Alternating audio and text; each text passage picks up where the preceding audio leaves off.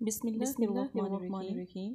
اگر جو بھی 33 مرتبہ ان کلمات کو پڑھتا ہے اس کے گھر میں کبھی فاقہ کشی نہیں ہوتی، نہ ہی کبھی کوئی بیماری آتی ہے۔